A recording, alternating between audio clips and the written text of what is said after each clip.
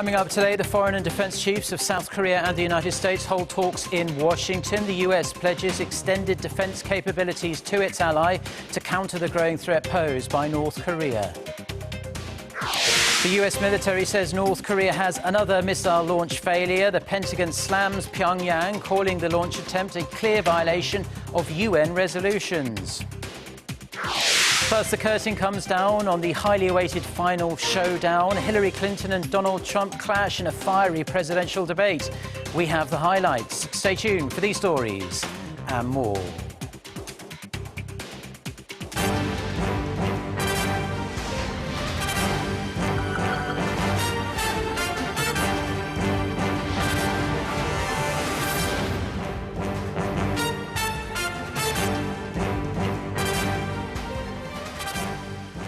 Hello, it's noon on Thursday, the 20th of October. You're tuned in to our midday newscast here on Arirang TV. Thank you for joining us today. I'm Mark Broom. Now, there are just 18 days until America chooses its next leader, and Hillary Clinton and Donald Trump faced off in the third and final presidential debate before Election Day. They did so at the University of Nevada in Las Vegas. We are going to connect to our Hwang Ho-jun for a wrap-up of the event. You watched it in its entirety. Ho-jun, tell us more. Well, Mark, the 90-minute-long debate moderated by Fox News anchor Chris Wallace ended just about half an hour ago. It was a final opportunity for the candidates to make their case to such a large swath of the American people before the election. Tensions were high going into this debate, and the tense atmosphere was heightened when the candidates walked on stage and went right to their podiums without shaking hands. Now, just a few notes on structure. The debate was divided into 6 segments of roughly 15 minutes each. It covered the candidates' perspectives on Supreme Court appointments, immigration policy, domestic and foreign policy, and each candidate's fitness to become the next president. Those topics brought some traditionally contentious issues to the fore, including abortion, LGBT rights, and gun control and the Second Amendment. The debate also touched on some familiar topics from the campaign. Trump said the U.S. can't afford to defend countries that aren't paying their share for American defense, including South Korea, Germany, and Japan. Clinton said she will stand strong with America's allies. Yes, and everyone's ears pricked up here in Korea when those statements were made by the candidates. And Ho-jun, it's fair to say that this is a pretty negative campaign.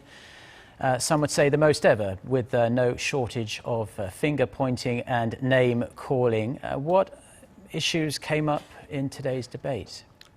Well, Mark, the debate did touch on some of the darker allegations in this campaign, including the sexual assault accusations against Donald Trump and the allegations surrounding Hillary Clinton's emails. Trump, who had said at the last debate that he would put Clinton in jail for deleting her emails, said again that Clinton should be punished. He also said she shouldn't even have been allowed to run in the first place. He denied all allegations of sexual harassment and said the accusations from the women were all fabricated by the Clinton campaign. Clinton criticized Trump for his pattern of divisiveness, for not apologizing and not owning up to his previous comments. That wraps it up for now, but it will be interesting to see how things play out over the next 3 weeks until Election Day, when America will finally know who their next president will be. Back to you, Mark. Well, thank you very much, Ho-jun, for that report. We only have 18 days to wait to finally know who will become the next leader of the free world. We'll keep you updated, of course, for the remainder of the campaigns. Now, the United States has once again pledged to provide firm and extended deterrence for South Korea to counter the rising threats posed by North Korea. The pledge came during talks in Washington between the foreign and defense chiefs of the allies. Our Defense Ministry correspondent Kim Hyun-bin reports from Washington. The focus of the so-called 2+2 talks between South Korea's Foreign Minister Yoon Byung-se and Defense Minister Han Min-gu and their American counterparts John Kerry and Ashton Carter was on strengthening U.S. extended deterrence policy against North Korea's ever-growing nuclear and missile threats, as well as maximizing the effectiveness of sanctions on the regime. Speaking at a press conference after the talks, Kerry said Washington will do everything to defend South Korea and to speed up the deployment of U.S. missile defense system to the peninsula. There should be no doubt that the United States will do whatever is necessary to defend ourselves and to honor the security commitments that we have made to allies, including the Republic of Korea. And we will deploy as soon as possible a terminal high-altitude area defense battery to our Korean ally. Carter also emphasized that the U.S. is committed to providing extended deterrence guaranteed by the full spectrum of U.S. defense capabilities. He warned Pyongyang that the use of any nuclear weapons will come at a massive price. Make no mistake, any attack on America or our allies will not only be defeated, but also any use of nuclear weapons will be met with an overwhelming and effective response. The two allies also agreed to enhance extended deterrence by swiftly establishing a new high-level bilateral body called the Extended Deterrence Strategy and Consultation Group. On Thursday, Seoul's Defense Minister Han Min-gu will hold talks with his U.S. counterpart Ashton Carter for the 48th Annual Security Consultative Meeting. Mr. Han and Secretary Carter are expected to focus on the details of extended deterrence and issues regarding permanently deploying a U.S. strategic asset to the peninsula, as well as the specific time to deploy that to the south by the end of next year. Kim Hyun-bin, RTI News, Washington, D.C. North Korea has fired another ballistic missile just 5 days after its failed missile launch over the weekend, only to have it end in failure yet again. The U.S. Strategic Command says it detected what it assessed as a missile failure at around 7 a.m. local time near the northwestern city of Gusong. It said the missile is presumed to be a Musudan, and it believes the North launched it as an attempt to make up for its failure on Saturday. The North American Aerospace Defense Command determined the launch did not pose a threat to North America. The U.S. Department of Defense says the latest launch attempt is a violation of UN Security Council resolutions that ban North Korea from using ballistic missile technology. It added that such provocations will only strengthen the international community's determination to deter North Korean threats. South Korea's ambassador for North Korean human rights says the regime's human rights violations should be just as much of a shared concern for the international community as terrorism is. Speaking to Seoul-based Yonhap news agency on Wednesday, Lee Jong-hoon said Pyongyang's human rights situation must be raised as a global issue for countries to work together to improve. As an example, he pointed to the International Olympic Committee's 21-year ban on South Africa for its apartheid policy. The ambassador said a similar effort is needed to adopt a UN resolution on the regime's human rights violations or take the North Korea issue to the International Criminal Court in The Hague. He also stressed the importance of China's role, saying that Seoul needs to more actively pressure Beijing to cooperate on this matter. Back here in South Korea, and the National Assembly's House Steering Committee is currently holding its audit session as the annual audit nears its end now. The audit was slated to centre on the National Human Rights Commission of Korea and the National Assembly Secretariat, but lawmakers' attention is focused instead on whether the Presidential Office's Senior Presidential Secretary for Civil Affairs, Woo Byung-woo, will attend Friday's audit of the top office. Woo has been called to attend the session, but he has notified the committee that he cannot. Opposition lawmakers say Mr. Woo should be present at the session to clarify the corruption allegations against him and the presidential office, but the ruling Saenuri Party lawmakers defended him, saying it's a parliamentary tradition not to force the attendance of sitting presidential secretaries. President Park Geun-hye has reiterated the need for education reform to stoke further growth by maximising the people's potential. Attending the opening of the Korea Education Fair for Happiness held at Kintex, just north of Seoul, President Park said the country can take another leap forward by encouraging an individual's passion through revamped education. The event exhibits the administration's education reform initiatives like expanding apprentice schools and offering open online courses for greater access for all. The nation's prolonged railway strike is expected to bring about massive financial losses. Korea's national railroad operator KORAIL estimates losses at around $30 million due to fewer railway operations, as well as additional labor costs from hiring substitute workers.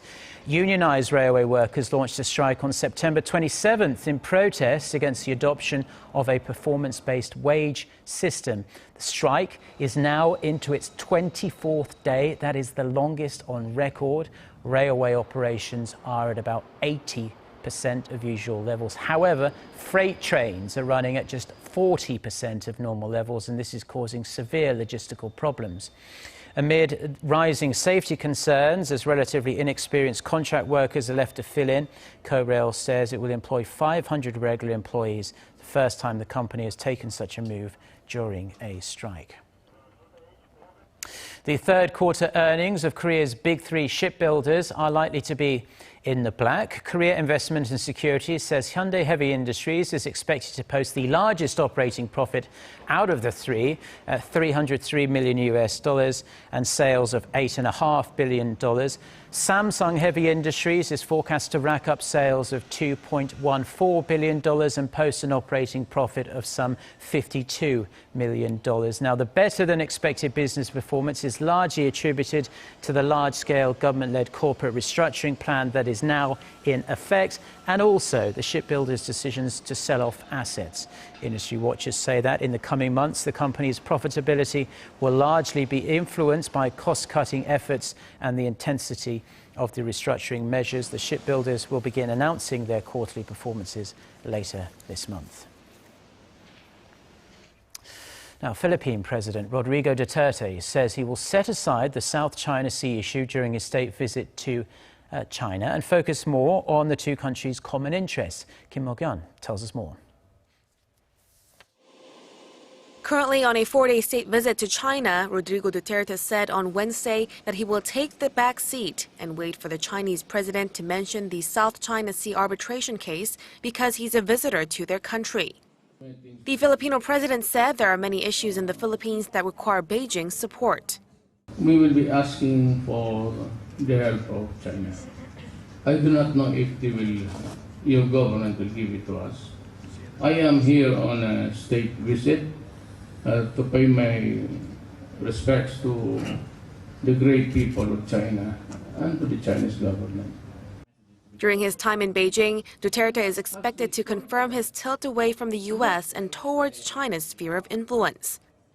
Duterte expressed hopes to strengthen cooperation between China and the Philippines and to set aside differences, especially over the South China Sea dispute. He said the Philippines will insist on solving the issue through dialogue, stressing that the Philippines is hoping Beijing will repeal a ban on imports of its bananas, an economic sanction intended to punish Manila for its stance on the South China Sea. China's foreign ministry says Beijing is happy to resolve the territorial dispute through consultation and dialogue. During his remaining 2 days in Beijing, Duterte is scheduled to attend the Philippine-China Trade and Investment Summit, visit Chinese companies, and meet with Chinese business representatives. Kim Mo-kyun, Arirang News. Now, the Federal Reserve says the U.S. economy has maintained a steady growth pace over the past couple of months as the labour market and wage growth contributed to the generally positive outlook. In its latest Beige Book report released on Wednesday local time, the Fed said that among its 12 districts, the majority indicated a modest or moderate pace of expansion, indicating the economy is generally on the right track. It said the job market was showing modest employment and wage growth, although some districts reported rising pressure for certain sectors. There's speculation the Fed might raise rates for the first time in a year in December if economic conditions remain favourable. A European probe that attempted to land on Mars is missing. Radio signals dropped less than a minute before the lander was expected to touch down on the surface of the red planet. Satellites orbiting around Mars have attempted to shed light on the probe's status, so far without much success at all. There are fears Schiaparelli may have crashed and been destroyed. The European Space Agency is concerned, but says it's still too early to draw any conclusions. The agency will aggregate related information and is expected to announce the detailed results on Thursday local time.